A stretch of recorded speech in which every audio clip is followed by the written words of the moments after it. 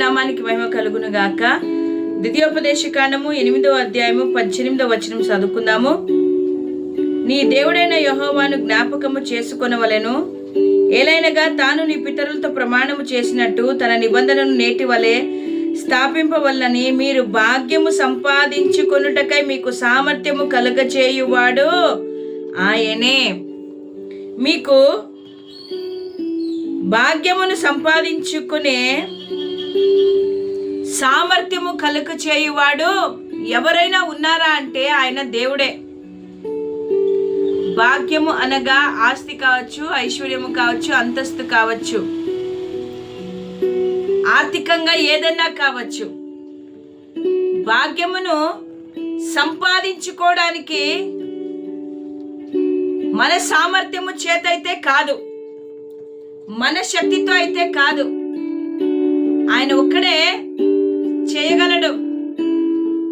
సామర్థ్యమును కలుగ చేయువాడు దేవుడే. కానీ నా ప్రియమైన దేవుని బిడ్డలారా, మనమందరము కూడా ఏం చేస్తామంటే మన బలము, మన జ్ఞానము, మా అనే ఒక పదమును వాడుతూ నా ద్వారా నేనే అనే ఒక అవగాహన, ఆలోచన మనలో ఉంది. కానీ ఉదయకాలమున దేవుని వాక్యం సెలవిస్తుంది, నీకు బలమును, నీకు జ్ఞానమును, నీకు వివేచనను దయచేసిన వారు ఎవరైనా ఉన్నారంటే ఆయన దేవుడు మాత్రమే. నువ్వు ఒక స్థితికి, ఒక స్థాయికి చేరుకున్నావు, ఒక హోదాలో ఉన్నావు, ఒక ఉద్యోగంలో ఉన్నావు. నువ్వేమనుకుంటున్నావంటే ఇవన్నీ కూడా నా తెలివితేటల వలన, నా బలం వలన, నా జ్ఞానం వలన ఇవి జరిగాయి అని మనమందరం అనుకుంటాం. కానీ నా ప్రియ సహోదరుడ, సహోదరి, ఒకటి మనము గుర్తు పెట్టుకోవాలి, ఇవన్నీ కూడా మనకు అనుగ్రహించిన వాడు దేవుడే.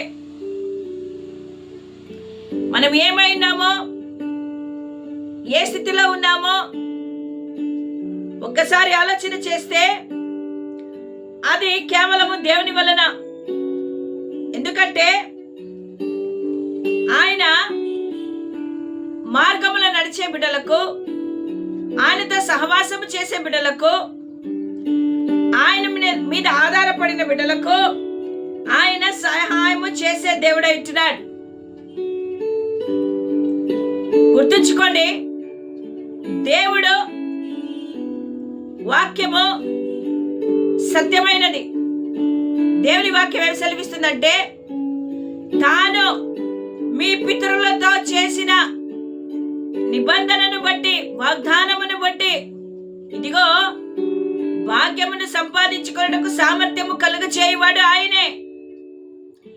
ఎవరితో ఆయన వాగ్దానము చేశాడు?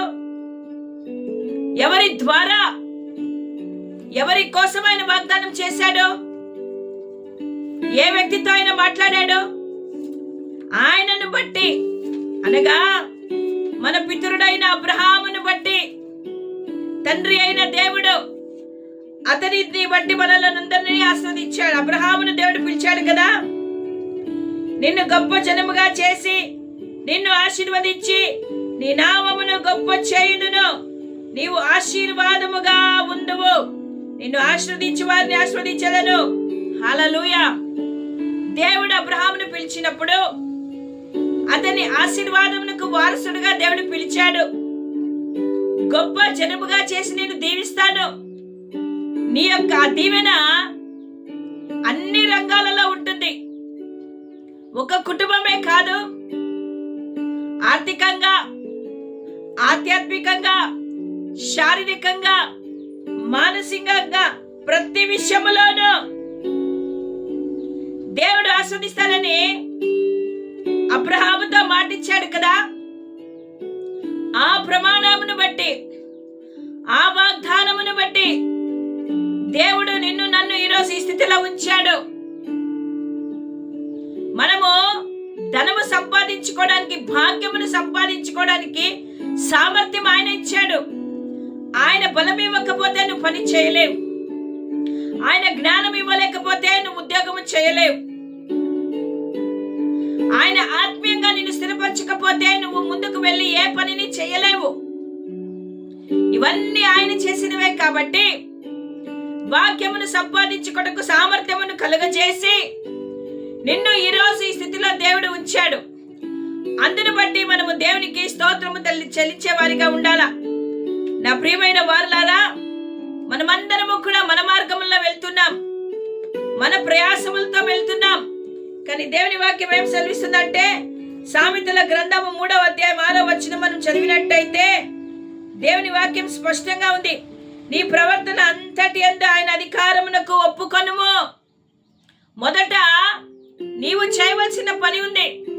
నీవు సామర్థ్యము కావాలంటే, నీవు అధికముగా హెచ్చింపబడాలంటే, నీవు ఆశీర్వదింపబడాలంటే నీ ప్రవర్తన అంతటి యందు ఆయన అధికారమునకు ఒప్పుకొనుము. అప్పుడు ఆయన నీ త్రోవలను సరళము చేస్తాడు. ఆయన నీ త్రోవలను సరళము చేస్తాడంటే నీకున్న ప్రతి ఒక్క సమస్యను తొలగిస్తాడు. నీకున్న ఆటంకాన్ని తీసివేస్తాడు. నీకు సామర్థ్యమును కలుగచేసి నువ్వు ఏ రీతిగా ఆర్థికంగా, శారీరకంగా నువ్వు ఎదగాలో, ఆత్మీయంగా ఎదగాలో దేవుడు నీకు కార్యాన్ని చేసి చూపిస్తాడు. కాబట్టి ఈరోజు ఎవరి అధికారం కింద నువ్వు ఉన్నావు? లోకంలో ఉన్న సాతాను అధికారం కింద నువ్వు ఉన్నావా? లేక సృష్టికర్త అయిన దేవుని యొక్క అధికారంలో, ఆధీనంలో నువ్వు ఉన్నావా? నీ ప్రవర్తన అంతటి యందు ఆయన అధికారమును ఒప్పుకో. ఫస్ట్ ఆయన అధికారము అంటే నీ కుటుంబంలో ఆయన ఉండాలా. యేసయ్య నా ఇంటికి అధిపతి, యేసయ్య నా గృహానికి పెద్దవాడు, ఆయన నాకు శిరస్సు, ఆయన చెప్పినట్టుగా వాక్యానుసారంగా నేను చేస్తానని ఆయన అధికారము కింద ఎప్పుడైతే నువ్వు లోబడి అణిగి మణిగి ఉంటావో అప్పుడు ఆయన నీ మార్గంలో నిన్ను సరళము చేసి నేను అత్యధికముగా ఆయన ఆశీర్వదించే దేవుడు అయినాడు. అబ్రహాము దేవుని యొక్క అధికారాన్ని ఒప్పుకున్నాడు, లోబడ్డాడు. దేవుడు అతని మార్గం సరళం చేశాడు. ఒక్క అబ్రహాముని ఆశీర్వదించాడా? అబ్రహాము సంతానమైన ఇస్సాకును, యాకోబును, యోసేపును ఈ రీతిగా వంశావళులను దేవుడు ఆశీర్వదించి వచ్చాడు. మరి ఈరోజు మీరు భాగ్యమును సంపాదించుకున్నట్టుగా మీకు సామర్థ్యమును కలుగు చేయవాడు నేనే అని ఆయన అంటున్నాడు. నీవు ఆయన తన వాగ్దానమును నెరవేర్చడానికే ఈరోజు నిన్ను కూడా భాగ్యమును సంపాదించుకునే కృపను ఆయన ఇవ్వబోతూ ఉంటున్నాడు. ధనవంతులగుటకు ఆతురపడద్దండి. యెహోవా ఆశీర్వాదం ఐశ్వర్యం ఇస్తుంది. ఐశ్వర్యానికి ఆయన దుఃఖమును చేర్చడు. నీవు సంపాదించుకుంటే దుఃఖము, యెహోవా ఆశీర్వదిస్తే ఆయన సమస్తాన్ని నీకు దయచేసి దేవుడు నిన్ను వాడుకుంటాడు.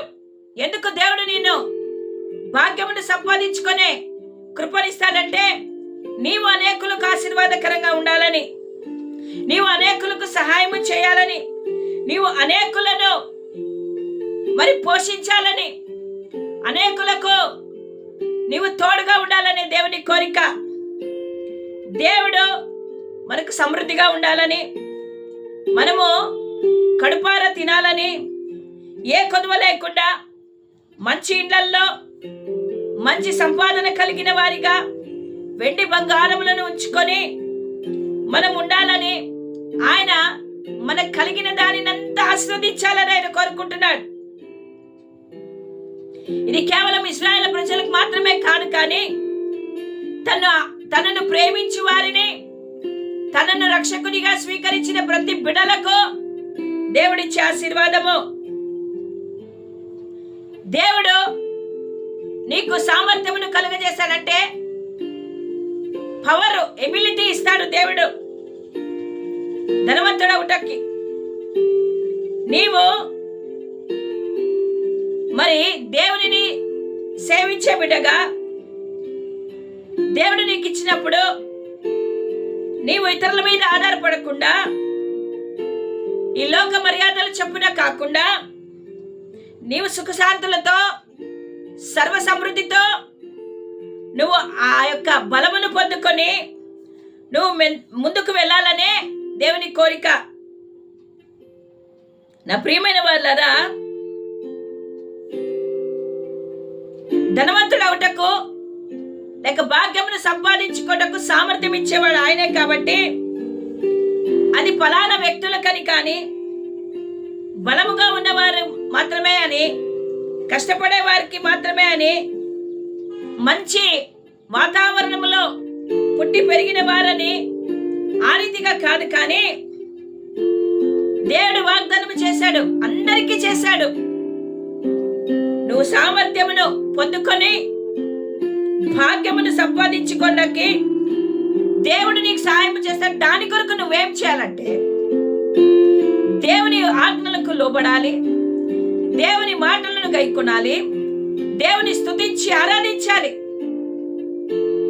దేవుని ఆరాధించే బిడ్డగా నువ్వు ఉండాలి అని అంటాడు కదా. నా నీతిని, నా రాజ్యాన్ని వెతుకో, అన్నీ నీకు వస్తానన్నాడు. అన్ని అనగా డబ్బు కూడా, బలము కూడా, జ్ఞానము కూడా, ఐశ్వర్యము కూడా అన్నిని ఇచ్చే దేవుడు అంటున్నాడు. ఉదయ కాలమున నీకు అవి కావాలంటే, ఆశీర్వాదానికి వారసులుగా మీరు ఉండాలంటే మీరు చేయవలసిన పని ఏమో తెలుసా? దేవుని వైపు చూడాలి, దేవునిని గణపరచాలి, దేవునిని ఆరాధించాలి, దేవుని నామాన్ని హెచ్చించాలి, దేవుని నామాన్ని కీర్తించాలి, ప్రకటించాలి, వాగ్దానాలను ఎత్తి పట్టుకుందాం.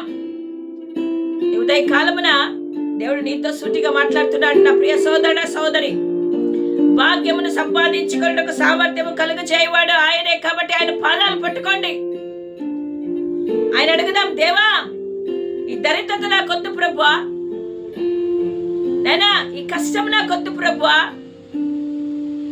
నువ్వు సామర్థ్యమును నాకి, ఆ పవర్ నాకి, ఆ శక్తి నాకి. నేను దేవుని బిడ్డగా నేను చేసే ప్రతి పనిలో, ప్రతి వ్యాపారములో, నా యొక్క కుటుంబంలో అంతటి మీద నీ అధికారానికి నేను ఒప్పుకుంటున్నాను ప్రభువా. నువ్వు నాకు అధిపతిగా ఉండి నన్ను నడిపించు ప్రభువా. నువ్వు నాకు సహాయం చేయి. నేను వేసిన పంటలో నాకు లాభం రావాలి, నా వ్యాపారంలో లాభం రావాలి, నా ఉద్యోగంలో నాకు సరైన జీతం రావాలి, నాకు పనికి తగినట్టుగా నేను సంపాదన చేయాలి. సహాయం చేయి దేవా అని అడుగు. దేవుని వాక్యానికి లోబడు. దేవుని వాక్యం ఏం చెప్తుంది ఆ పనిని నువ్వు చేయి. నీ జీవితంలో నువ్వు గొప్పగా ఆశీర్వదింపబడతావు. నేను ఇంతకు చెప్పాను కదా, యెహోవా ఆశీర్వాదం ఐశ్వర్యం ఇస్తుంది. దేవుని ఆశీర్వాదం ఐశ్వర్యమే. ఐశ్వర్యం ఇచ్చినప్పుడు ఆయన దుఃఖాన్ని కలుగ చేయడు, సంతోషాన్ని ఇస్తాడు. ఈరోజు సంపాదన నీకుంది, ఐశ్వర్యం నీకుంది, కానీ దుఃఖంతో ఉన్నావు. అది దేవుడిచ్చింది కాదు. ఆయన ఆశీర్వదిస్తే ఐశ్వర్యం కలుగుతుంది. హల్లెలూయా. కాబట్టి దేవుడు నీ జీవితంలో కార్యము చేయాలని నువ్వు నీ యొక్క జ్ఞానముతో, బలముతో నువ్వు ఈ స్థితికి వచ్చావని నువ్వు గర్వపడద్దు. నిన్ను నీ తగ్గించుకొని, దేవా నేను ఈ స్థితికి రావడానికి కారణము నీవే, నాకు బలం ఇచ్చావు, జ్ఞానం ఇచ్చావు, నీకు స్తోత్రం అని దేవునికి కృతజ్ఞతాస్తుతులు చెల్లిస్తూ దేవుని ఆరాధించే బిడ్డలుగా మనం ఉండాలి. హల్లెలూయా. దేవుడి వాక్యం మనం వినికిలో దీవించి ఆస్వాదించును గాక. ఆమేన్.